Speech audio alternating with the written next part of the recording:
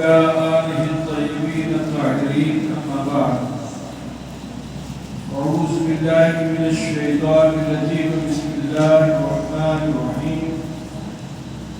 ولسوف يعطيك ربك فترضى. صدق الله مولانا العظيم وبلغنا رسوله النبي الأمي الكريم، ونحن على ذلك لمن الشاهدين والشاكرين، والحمد لله رب العالمين. ذی وقار معزز علماء ملت اسلامیہ، جشن دستار حفظ کی اس خصوصی محفل میں شرکت فرمانے والے برادران اسلام، سماعت فرمانے والی خواتین اسلام، عزیز بچوں، نوجوان ساتھیوں، حصول سعادت و برکت کے لیے عقیدت و خلوص کے ساتھ آئیے ہم اور آپ کے کر اپنے آقا و مولا سید عالم نور مجسم جناب محمد رسول اللہ صلی اللہ علیہ وآلہ وسلم کی بارگاہ میں اسمران میں جھوم کر حدیث درود پاک پیش فرما رہے ہیں. اللہم صلی علی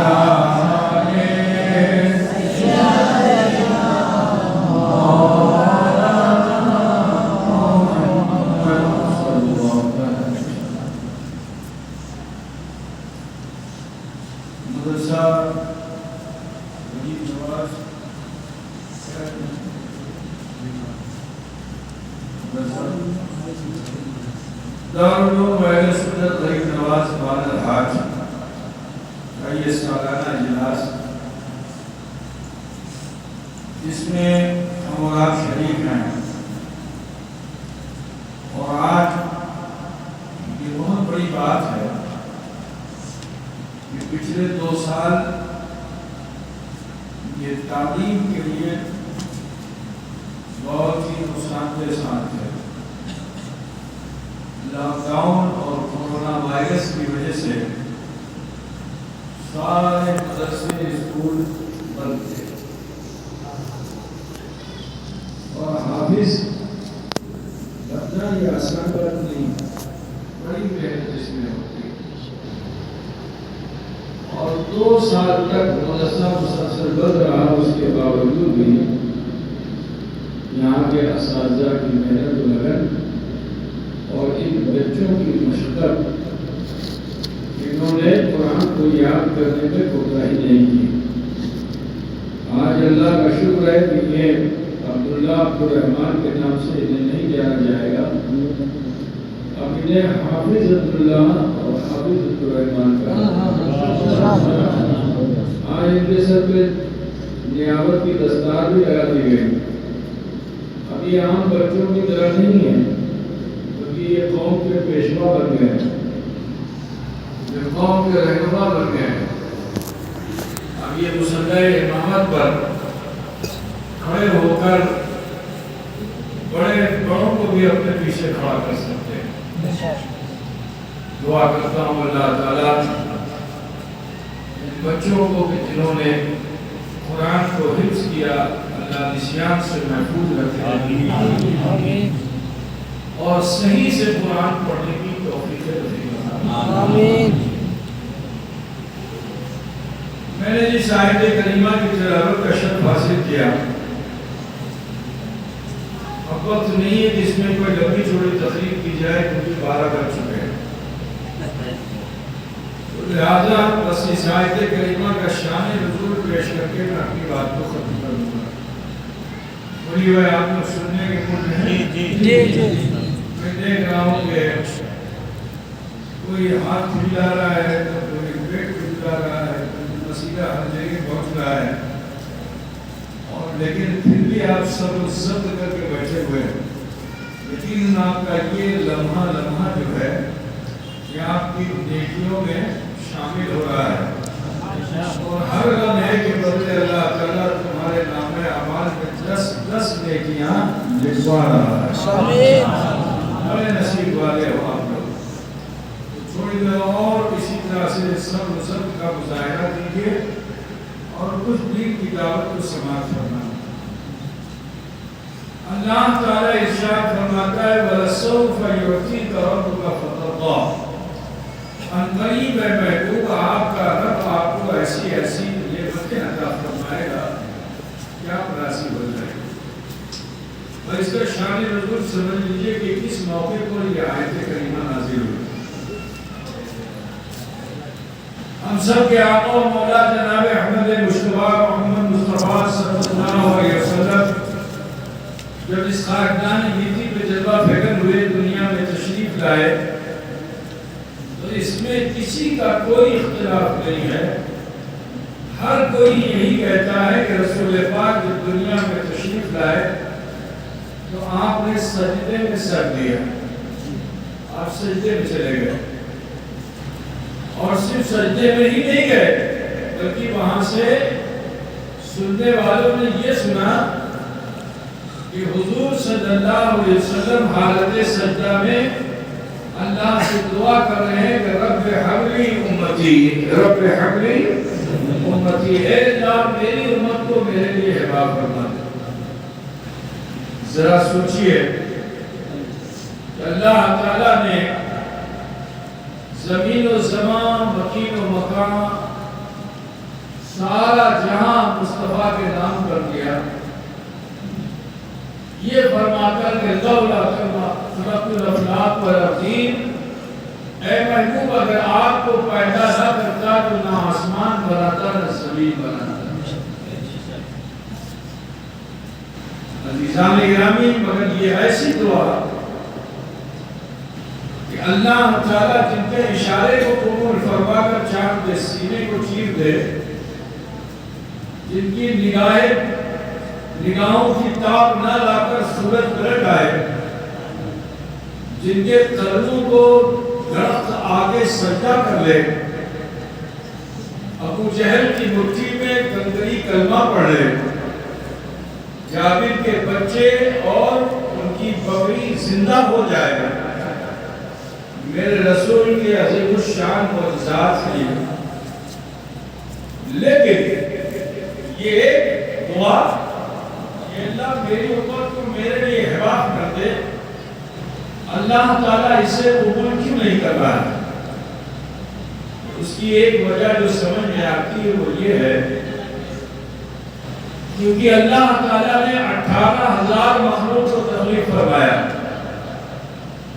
اور سب کو اللہ تعالیٰ نے تسبیح میں لگایا، کوئی سبحان ربی الاعلیٰ، کوئی سبحان ربی العظیم، کوئی سبحان قدوس ربنا و رب الملائکۃ والروح، کوئی کچھ تسبیح پڑھ رہا ہے، کوئی کچھ تسبیح پڑھ رہا ہے، آسمانوں میں کوئی ندا دے رہا ہے اللہ اکبر کی، کوئی رکوع میں تسبیح پڑھ رہا ہے، کوئی سجدے میں تسبیح پڑھ رہا ہے، جہاں جو مخلوق ہے سب تسبیح، کیونکہ قرآن پاک میں اللہ تعالیٰ ارشاد فرماتا ہے کہ یسبحون للہ ما فی السماوات والارض، جو کچھ زمین و آسمان میں وہ سب اللہ کی تسبیح کرتے ہیں، مگر اللہ تعالیٰ اپنی ان تمام مخلوقات سے حساب کتاب نہیں لے گا، کیونکہ یہ رکتے ہی نہیں ہیں، یہ رکتے ہی نہیں، اللہ کے حکم پر تسبیح کرتے چلے جا رہے ہیں۔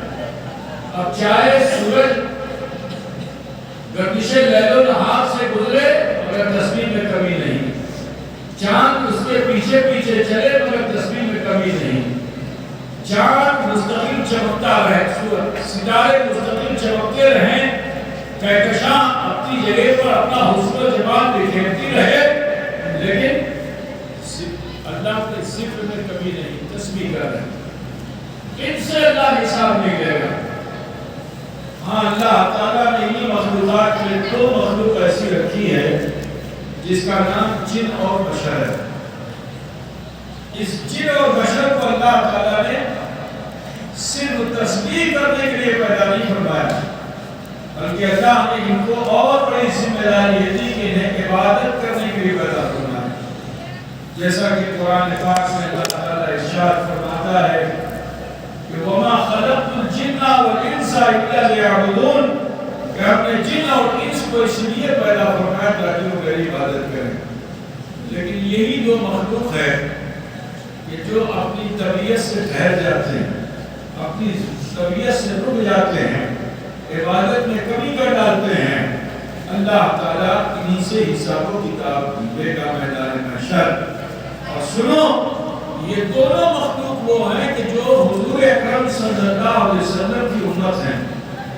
اور انبیاء دنیا میں تشریف لائے تو اپنی اپنی قوموں کے نبی تھے، ایک علاقے کے نبی، قوم کے نبی، بستی کے نبی. لیکن حضور صلی اللہ علیہ وسلم کے تعلق سے خدا خود فرماتا ہے وَمَا أَرْسَلْنَاكَ إِلَّا كَافَّةً لِلنَّاسِ، کہ ہم نے انسان، اے حبیب، ہم نے آپ کو دنیا میں نہیں بھیجا مگر اس لیے تاکہ آپ پوری انسانیت کے رہنما ہوں. پوری انسانیت کے لیے ہم نے آپ کو بھیجا. ملت اسلامیہ تو محشر میں حساب کتاب جن و بشر سے ہوگا، اور یہی جن و بشر امت رسول ہیں. اب اگر یہ رسول پاک کے لیے ہوا کر دیے جائیں تو بولو میدان محشر کس کے لیے سجے گا؟ میزان کس کے لیے قائم ہوگا؟ قرآن فرما رہا ہے وَأَقِيمُوا الْوَزْنَ بِالْقِسْطِ. اللہ کا وعدہ ہے کہ وہ میدان محشر میزان کو قائم کرے گا. وہ روز جزا کا مالک ہے، وہاں ہمارا آپ سب کا حساب فرمائے گا پروردگار. لیکن اگر یہ امت ہوا کر دی جائے تو پھر بتاؤ محشر کس کے لیے ہوگا؟ کیا اللہ محتاج ہے محشر کا؟ ایک سوال ہوتا ہے، کیا اللہ محشر کا محتاج ہے؟ نہیں نہیں، اللہ محشر کا محتاج نہیں ہے. اللہ جہاں چاہے اپنی مخلوق کا حشر فرما دے. لیکن محشر کس لیے اللہ سجا رہا؟ کیونکہ اسی دنیا میں اللہ کے بھیجے ہوئے رسول پیغمبر حبیب کبریا احمد مصطفیٰ محمد مصطفیٰ صلی اللہ علیہ وسلم کی شان میں وہ گھٹانے والے لوگ ہوں گے، اپنے برابر کہنے والے لوگ ہوں گے. تو اللہ محشر اس لیے قائم فرما رہا ہے تاکہ لوگ دیکھ لیں کہ میرے مصطفیٰ کا مقام کیا ہے، میرے مصطفیٰ کا مرتبہ کیا ہے. کہ رب اپنی خدائی کے لیے محشر نہیں قائم فرمائے گا، مصطفیٰ کی مصطفیٰ کے لیے. ماشاءاللہ، کیا بات ہے، حق ہے. بات سمجھ میں آ رہی ہے میری آپ کو؟ سیدھی سیدھی بات کر رہا ہوں، ہو سکتا ہے کہ آپ اسے سمجھ رہے ہیں، خدا کرے کہ آپ سمجھیں، ہے نا؟ اب حضور کی یہ مانگ ہے، دیکھنے میں تو بڑی چھوٹی ہے مگر سمجھنے میں بہت بڑی ہے. بچپن سے جوانی اور پھر مکے سے ہجرت فرما کر رسول پاک مدینے پہنچے. وہاں آپ نے مسجد نبوی تعمیر فرمائی. اب مسجد نبوی جب بن گئی تو صحابہ کرام، انصار، مہاجرین سبھی اس مسجد نبوی میں جھوم در جھوم جمع ہوتے، اللہ کے رسول کے پیچھے نماز بھی پڑھتے اور رسول اللہ جو احکام شریعت نافذ فرماتے اسے صحابہ قبول کر لیتے. ٹھیک ہے، اسے صحابہ قبول فرما لیتے. لیکن اس کے باوجود حضور کی فکر میں کبھی نہیں آئی. اللہ کے رسول صلی اللہ علیہ وسلم کی بس ایک فکر یہ تھی کہ اللہ میری امت کو میرے لیے ہبا فرما دے، میری امت کو میرے لیے ہبا فرما دے. ایک دن ایسا ہوا کہ رسول کائنات صلی اللہ علیہ وسلم بغیر کسی کو بتائے ہوئے مسجد نبی سے رخصت ہو گئے، کاشان نبوت سے رخصت ہو گئے. کسی کو خبر نہیں. ارے بھائی اتنا ادھر دیکھو نا، ٹیپ ریکارڈ نہیں ہوگی، بولتا چلا جاؤں گا. آپ دھیان دو گے، جبھی کھول دو میں نہیں بولوں گا. آپ دھیان کہیں اور نہ رہے ہو، ایک دوسرے سے بات کر رہے ہو تو ایسے گفتگو نہیں ہوگی. غور سے سنیے، میں آپ کے لیے بہت آہستہ آہستہ بول رہا ہوں، میں سمجھ رہا ہوں آپ کا مزاج کیا ہے. اس اسی حساب سے مجھے گفتگو کرنی ہے. میں چاہتا ہوں کہ بات کو دل میں اتاریے اور ایمان کو تازہ کیجیے، عقیدے کو تازہ کیجیے. حضور اکرم صلی اللہ علیہ وسلم نے نہ تو اپنی مقدس بیویوں کو بتایا کہ میں کہاں جا رہا ہوں، نہ اپنی چہیتی بیٹی فاطمہ زہرا کو بتایا کہ میں کہاں جا رہا ہوں، نہ مولا علی مشکل کشا کو بتایا، نہ صدیق اکبر کو، نہ عمر فاروق کو، نہ عثمان کو، نہ طلحہ کو، نہ زبیر کو، نہ بلال کو، نہ ابو حبیرہ کو، کسی کو نہیں بتایا. اصحاب صفہ کو بھی نہیں بتایا، عشرہ مبشرہ کو بھی نہیں بتایا، کسی کو نہیں بتایا. اور خاموشی سے حضور کہیں تشریف لے گئے. اب جو حضور تشریف لے گئے تو گھنٹے 2 گھنٹے میں ہلچل مچ گئی، ہلچل مچ گئی، گھر میں کوہرام مچ گیا. تمام مقدس بیویاں ایک دوسرے سے پوچھ رہی، حضور نے آپ کو بتایا کہاں گئے، آپ کو بتایا کہاں گئے؟ سب نے کہا ہمیں نہیں معلوم. اب اہل بیت سے پوچھا گیا تو وہ بھی کہتے ہیں کہ ہمیں نہیں معلوم کہ حضور کہاں گئے. اب صحابہ سے پوچھا گیا، مہاجرین سے پوچھا گیا، انصار سے پوچھا گیا، لیکن سبھی کہتے ہیں ہمیں نہیں معلوم کہ حضور کہاں گئے. اب تو عالم یہ ہو گیا کہ وہ مدینہ جہاں بہار ہی بہار تھی، رسول رحمت کے رخصت ہونے سے ایسا لگ رہا تھا جیسے خزاں آ گئی، جیسے خزاں آ گئی. جو وہاں کے نصارہ اور یہودی تھے وہ بھی افسردہ ہو گئے، کیونکہ جس مدینے میں حضور نے قدم رکھا تھا اللہ کے رسول کے قدم رکھنے سے پہلے وہ جگہ یثرب کہلائی جاتی تھی، بیماری کی آمد جگہ کہلائی جاتی تھی. لیکن مصطفیٰ جب رحمت کے قدم رکھ دینے سے اب وہ جگہ بیماری کی جگہ نہیں بلکہ بیماروں کے شفا ہو گئی. شفا پانے کے وہاں کی خاک میں بھی اللہ نے شفا رکھ دی ہے. برادران ملت اسلامیہ، وہ یہودی جو ظاہری طور پر تو دشمنی کرتے تھے لیکن اللہ کے رسول سے وہ بھی فائدہ حاصل کرتے تھے. وہ عیسائی جو ظاہری طور پر دشمنی کرتے تھے لیکن انہیں بھی رسول اللہ سے فائدہ مل رہا تھا کہ جب سے رسول پاک تشریف لائے ہیں کھیتیوں میں برکت ہو گئی، باغات میں برکت ہو گئی ہے، کاروبار اچھا چلنے لگا ہے. اب فقر و فاقے کی زندگی نہیں، لوگ آسودہ حال زندگی گزار رہے ہیں. اس چیز کو وہاں کے یہود و نصارہ بھی ایکسپٹ کر رہے تھے کہ جناب محمد رسول اللہ صلی اللہ علیہ وسلم وہ ہمارے لیے مبارک ہے. اور سنو، مدینے میں اگر برسات نہیں ہوتی تھی تو یہودی آتے تھے رسول اللہ کی بارگاہ میں اور آ کر عرض کرتے تھے یا رسول اللہ، یا حبیب اللہ، ہماری زمینیں پھٹ گئی ہیں، ہماری کھیتیاں خشک ہو گئی ہیں، ہمارے باغات میں لگے ہوئے پھل زمین پہ آ گئے ہیں. اے اللہ کے رسول کرم کر دیجئے، برسات ہو جائے. مسجد نبی میں تو ریاض الجنہ ہے نا، میرے نبی وہاں دعا نہیں کرتے. مدینے میں تو برکت ہے نا، اللہ کے رسول وہاں بھی دعا نہیں کرتے.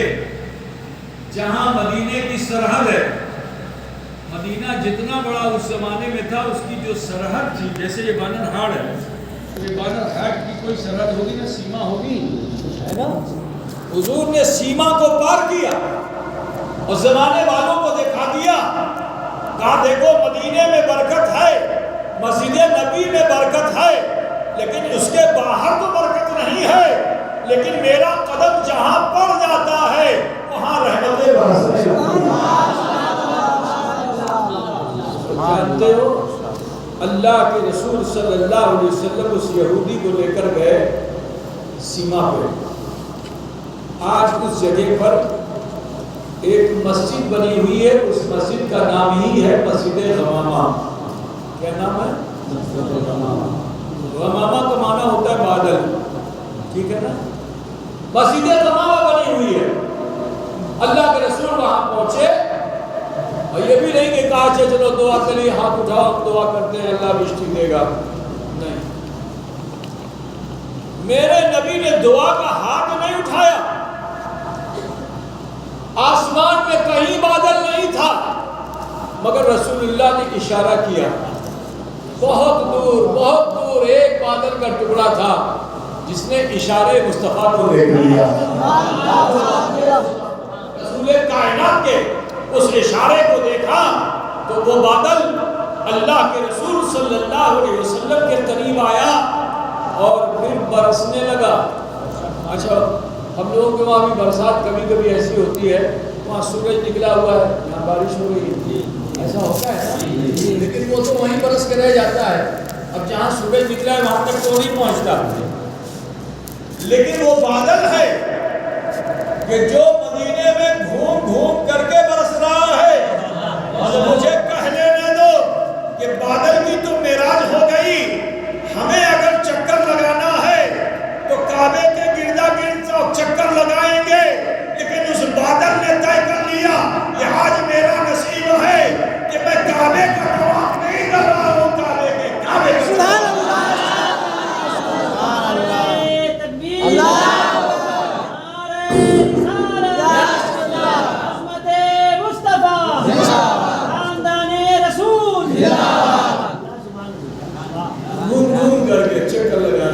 پورے حرم میں گھوم گھوم کر کے برس رہا ہے۔ ایک دن رک جاتا، 2 دن رک جاتا، 3 دن رک جاتا، 4 دن میں رک جاتا، 5 دن میں رک جاتا، برستا چلا گیا، اتنا برسا کہ مدینہ جل تھل ہو گیا۔ اب پھر وہی یہود و نصارہ آئے اور آ کے عرض کیا، یا رسول اللہ برسات روک دیجیے۔ آج وہابی بدعقیدہ کہتا ہے کہ اللہ ہی سے مانگو، لیکن اس یہودی کا بھی عقیدہ دیکھو، اسے معلوم ہے کہ ہمیں اگر برسات ملے گی تو صدقہ مصطفیٰ سے ملے گی، سے ہی بارش ملے گی۔ تو وہ اب جب برسات زیادہ ہو گئی تو پھر آئے، کہا جن کی وجہ سے برسا انہی کی وجہ سے بند بھی ہوگا۔ یقین لے کر آئے، وہاں کر کے عرض لگائی، یا رسول اللہ بشتی بہت ہو گئی ہے، جل تھل ہو گیا ہے، اب یا رسول اللہ اسے بند کر دیجئے۔ تو میرے نبی پھر اسی جگہ پہ گئے۔ کہاں یاد ہے کہاں گئے تھے؟ بولو بھائی، یاد ہے کہاں گئے تھے؟ سیما پہ مدینے کی سیما پہ گئے تھے، جہاں آج مسجد غمامہ ہے۔ اس زمانے میں تھوڑی سی مسجد غمامہ ابھی ہے، پہلے نہیں تھی۔ پھر رسول پاک نے اسے نماز پڑھنے کی جگہ بنا دی، اسے عیدگاہ بنا دیا تھا۔ رسول پاک نے ایک مسجد اسے بنا ہی دیا تھا، عیدگاہ بنا دیا تھا۔ اسی لیے عیدگاہ آپ لوگ جانتے ہو، آبادی کے باہر عیدگاہ بنتی ہے نا جی، یہ حضور کی سنت ہے۔ سبحان اللہ سبحان اللہ۔ تو رسول پاک پھر وہیں گئے اور جانے کے بعد ایسے کیا۔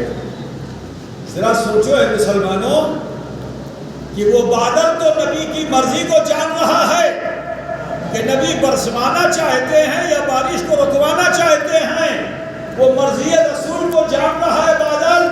لیکن اے مسلمانوں، رسول پاک نے تو اپنی امت کے لیے جینے کا ہر ڈھنگ عطا فرما دیا کہ بیٹھنا ہے تو کیسے بیٹھو، اٹھنا ہے تو کیسے اٹھو، سونا ہے تو کیسے سو، کھانا ہے تو کیسے کھاؤ، مسجد میں آنا ہے تو کیسے آؤ، مسجد سے نکلنا ہے تو کیسے نکلو۔ تمہاری زندگی کے ہر شعبے پر رسول پاک نے تمہیں طریقہ بتا دیا۔ لیکن آج افسوس ہے کہ ہم مصطفیٰ کے امتی ہو کر بھی مصطفیٰ کی وہ اشارہ سمجھتا ہے، ہم مصطفیٰ کی بولی نہیں سمجھ پا رہے ہیں۔ اپنے عشق کا امتحان تو دو۔ وہ بادل تو اپنے امتحان میں کامیاب ہو گیا، اے مسلمانوں آج ہم کیوں نہیں کامیاب ہو رہے ہیں؟ اس کی وجہ یہ ہے کہ اب یا رسول اللہ کے نعرے تو بہت لگاتے ہیں، بہت لگاتے ہیں، لیکن رسول اللہ کی تعلیمات پہ عمل نہیں کر رہے۔ حضور نے ہمیں کیا جینے کا ڈھنگ دیا، ہم اسے نہیں اپنا رہے۔ ہماری نظر میں تو کوئی کافر ہے، کوئی مشرک ہے، کوئی انگریز ہے، ہم اس کے طریقے زندگی کو اختیار کر رہے ہیں۔ اے مسلمانوں، نہیں، ارے کم سے کم اس عاشق بادل سے تو سبق سیکھ لو کہ جس سے نبی نے نہیں فرمایا تھا کہ برس جا تو برسا، صرف نبی نے اشارہ کیا تھا، اس نے سمجھ لیا کہ مجھے برسنا ہے۔ میرے عزیزوں، تو آقا صلی اللہ علیہ وسلم کے ارادے کو سمجھو کہ حضور تم سے چاہتے کیا ہیں. جب امت اس حال کو پہنچتی ہے نا تو پھر بحر ظلمات میں دوڑا دیے گھوڑے ہم نے, کشتیاں چلا دی ہم نے. اے عزیزو, کہنا یہ ہے کہ جب تک رسول اللہ کی تعلیمات پہ مسلمان جیتا رہا, عزت و سرفرازی کی زندگی پاتا رہا, لیکن جب سے ہم نے طریقہ محمدی کو چھوڑ دیا ہے, آج ہم پوری دنیا میں ذلیل و خوار ہو رہے ہیں, رسوا ہو رہے ہیں.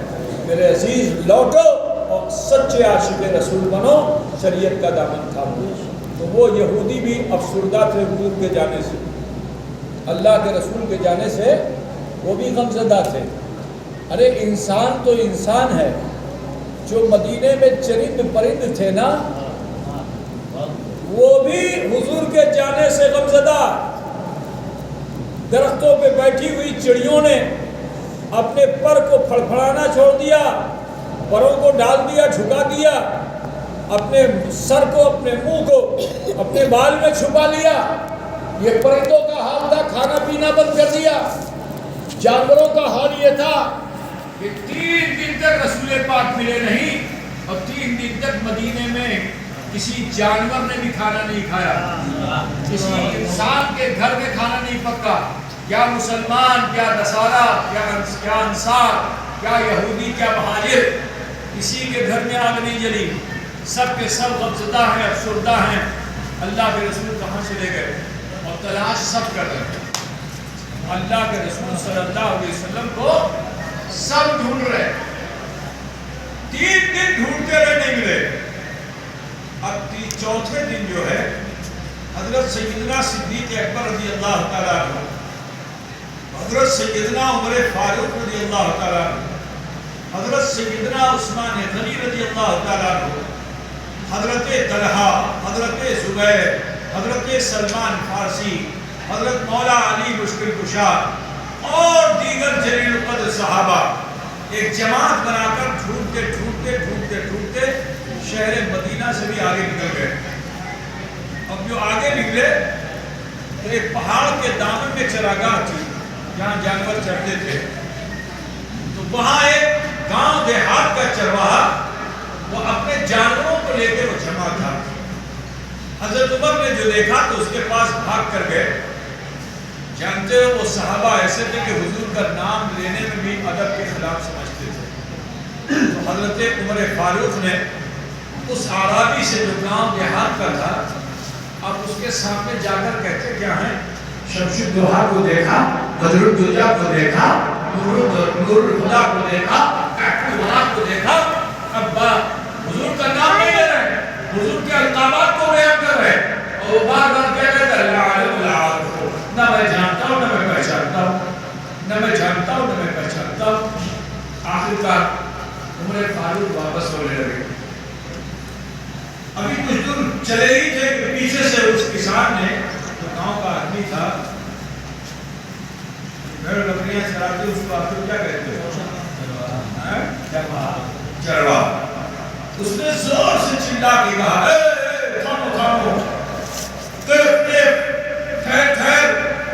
حضرت عمر رک گئے. وہ قریب آیا, آنے کے بعد کہتا کیا ہے کہ یہ میرے جو جانور ہیں, اونٹ, بکریاں, بھیڑ, یہ 3 دن سے میں اس چراگاہ میں کسی لے کے آتا ہوں, لیکن یہ کچھ نہ کھاتے ہیں نہ پیتے, جگالی بھی نہیں کرتے, منہ بھی نہیں چلاتے. جانور اگر منہ نہ چلائے تو بیمار ہو جاتا ہے نا, جی ہے نا. اس نے کہا 3 دن سے انہوں نے نہ کچھ کھایا ہے نہ پیا ہے, جگالی بھی نہیں کرتے. ہاں, پہاڑ پر سے کسی کے رونے کی آواز یہ جانور سنتے ہیں تو یہ بھی روتے ہیں, یہ بھی تانتے ہیں, یہ بھی روتے ہیں, یہ بھی روتے ہیں.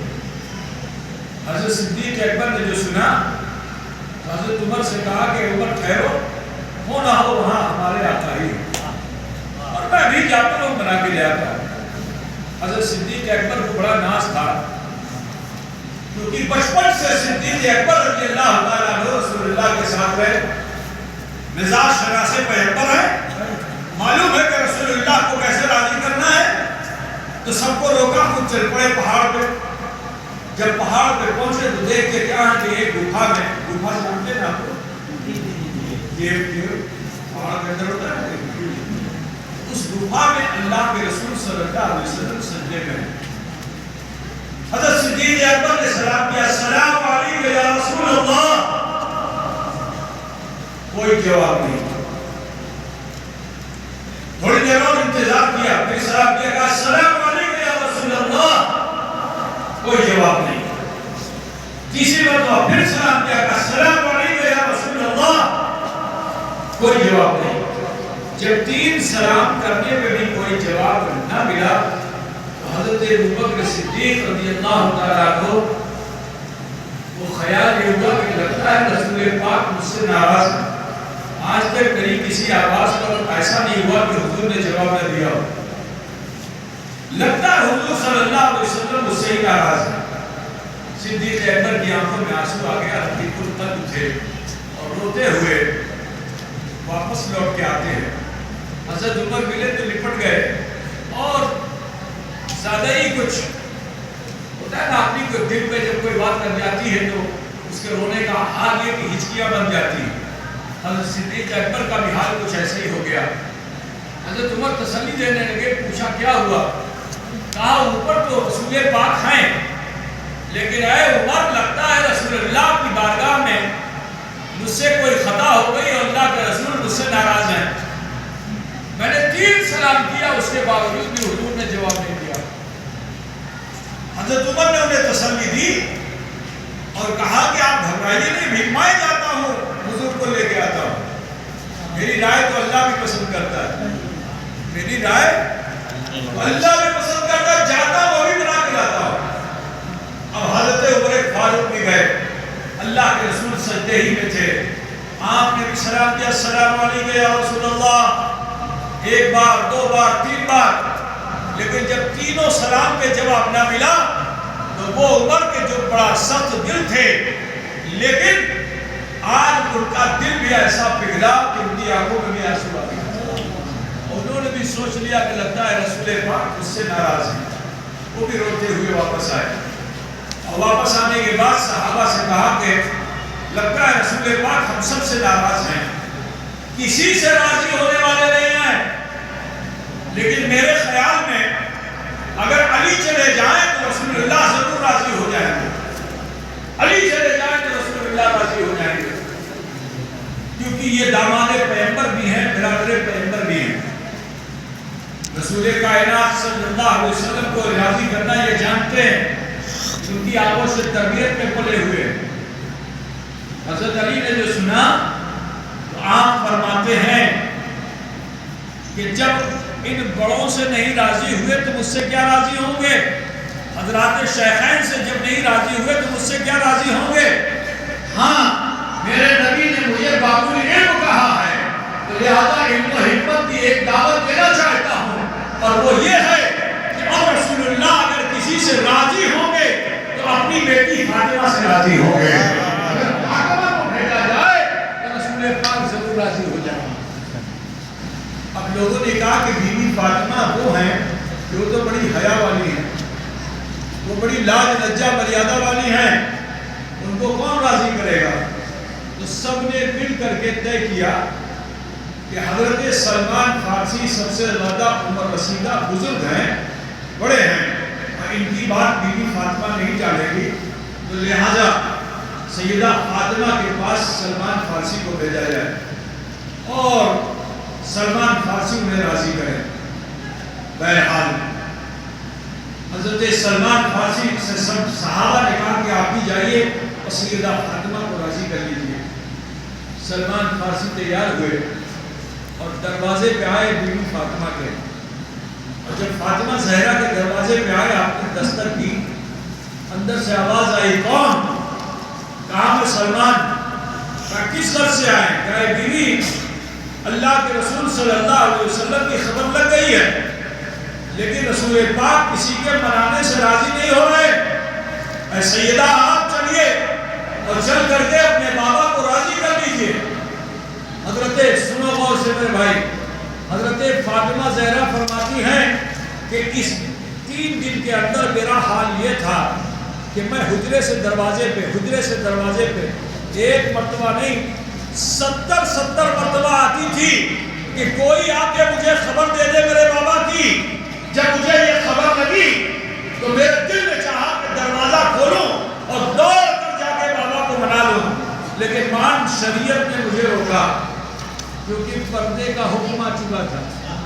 پردے کا آج ہندوستان کی گورنمنٹ اس میں بحث کر رہی ہے، جبکہ یہ نص قطعی سے قرآن سے ہے. پردے کا حکم زبانی نہیں ہے، قرآن سے ہے. آپ سمجھے نا عزیزو؟ سیدہ فاطمہ فرماتی ہیں کہ مجھے شریعت نے روکا اور پھر میں لوٹ کر اپنے حجرے میں گئی. ایک بڑی سی موٹی سی چادر میں اپنے بدن کو ڈھانپ لیا اور پھر میں سلمان فارسی کے ساتھ اس مقام پہ پہنچی جہاں رسول پاک صلی اللہ علیہ وسلم. جب میں اس گفا کے قریب پہنچی تو دیکھا کیا کہ رسول کائنات صلی اللہ علیہ وسلم سجدے میں ہیں. حضرت فاطمہ فرماتی ہیں کہ میں نے بھی سلام کیا، السلام علیکم یا رسول اللہ. جیسے ہی سلام کیا رسول پاک نے سجدے سے سر اٹھا دیا، حضرت فاطمہ زہرا نے عرض کیا کہ بابا جان آپ کیا گئے کہ آپ کیا تشریف لائے ہیں کہ پورا مدینہ سوگوار ہے. بچوں نے دودھ پینا چھوڑ دیا ہے، پرندوں نے پرواز کرنا چھوڑ دیا ہے، جانوروں نے جگالی کرنا چھوڑ دیا ہے. انصار و مہاجرین تو ہیں ہی، یہود و نصارہ بھی مبتدا ہیں. اے اللہ کے رسول چلیے اور چل کر مدینے کو پھر بہار عطا فرما دیجیے. تو رسول کائنات صلی اللہ علیہ وسلم نے اپنی بیٹی فاطمہ سے کہا کہ اے بیٹی کیسے چلا جاؤں؟ میں تو طے کر کے آیا ہوں کہ جب تک میرا رسول میرے حق میں راضی نہیں ہو جائے گا میں واپس نہیں جاؤں گا. میں نے طے کر لیا ہے جب تک میرے لیے میری امت ہبا نہیں کر دی جائے گی میں واپس نہیں جاؤں گا. یہ کہہ کر رسول کائنات سجدے میں چلے گئے. اب جو سجدے میں چلے گئے تو اللہ کے رسول صلی اللہ علیہ وسلم جب سجدے میں گئے تو آپ کی لنگی مبارک تھوڑا سا اڑ گئی. رسول پاک کی پٹلی مبارک سے خون نکل رہا تھا، لہو نکل رہا تھا. بی بی فاطمہ نے جو رسول پاک کے بہتے ہوئے لہو کو دیکھا تو اللہ کی بارگاہ میں اپنے ہاتھوں کو اٹھایا اور عرض کیا اے اللہ تو میرے بابا جناب محمد رسول اللہ سے راضی ہو جا. اگر تجھے فدیہ چاہیے تو میرے دو بیٹے حسن و حسین ہیں، انہیں تو لے لے اور ان کو لے کر میرے بابا کے حق میں راضی ہو جا. یہ عرضی پیش کی ہی تھی کہ اللہ نے وکیل سیدہ حضرت جبریل امین علیہ السلام کو جناب محمد رسول اللہ کی بارگاہ میں بھیجا کہ جاؤ اور جا کر میرے حبیب سے کہہ دو کہ میں سب بھائیوں کی رب کا فتح دو اور قریب محبوب آپ کا رب آپ کو ایسی نعمتیں عطا فرمائے گا کہ آپ راضی ہو جائیں. نعمتیں کیا ہیں؟ مفسرین نے تو فرمایا لیوال الحق، مفسرین نے فرمایا حوض کوثر، مفسرین نے فرمایا مقام محمود، مفسرین نے فرمایا کہ شفاعت کبریٰ. یہ لیکن میں بتانا چاہتا ہوں یہ سب تو اللہ نے دے ہی دیا ہے. قرآن پڑھو تو پتہ چلے گا کہ اللہ تعالیٰ نے تو کوثر دے دیا، اللہ تعالیٰ نے لواء الحمد دے دیا، اللہ تعالیٰ نے مقام محمود کا وعدہ کر لیا. یہ سب چیزیں تو قرآن میں ہیں محفوظ. یہ سب تو اللہ نے مصطفیٰ کو معیشت سے پہلے ہی دے دیا. پھر کیا دے گا کہ مصطفیٰ راضی ہو جائیں گے. تو آؤ میں بس آخری بات بتانا چاہتا ہوں. یہ حافظ قرآن ہے نا، بچے حافظ قرآن ہو گئے. ان کو پڑھنے پڑھانے میں آپ لوگوں نے مدد کی. کسی نے پانی دیا، کسی نے کھانا دیا، کسی نے بستر دیا، کسی نے کتاب دی. ٹھیک ہے نا، یہ احسان آپ لوگوں نے کیا. لیکن یہ بچے اس احسان کا بدلہ شاید ہی دنیا میں چکا پائیں. اور اللہ تعالیٰ کا فرمان ہے الجزاء کیا ہے کریمہ الجزاء بالاحسان. الاحسان یہی ہے نا، احسان کا بدلہ احسان ہے. تو یہ حافظ صاحبان ان پہ آپ نے احسان کیا، ٹھیک ہے نا، ان کے پڑھنے پڑھانے میں آپ نے مدد کی، لیکن یہ اس کا بدلہ دنیا میں تو نہیں چکا پائیں گے. مگر جانتے ہو کل جب یہ میدان محشر پہنچے گے تو اللہ تعالیٰ اپنے حبیب کی رضا کے لیے ان کے ماں باپ کو پہلے بلائے گا. اور سے سنیے گا، ان کے ماں باپ کو بلائے گا اور ان کے سروں پر عزت کا تاج رکھا جائے گا.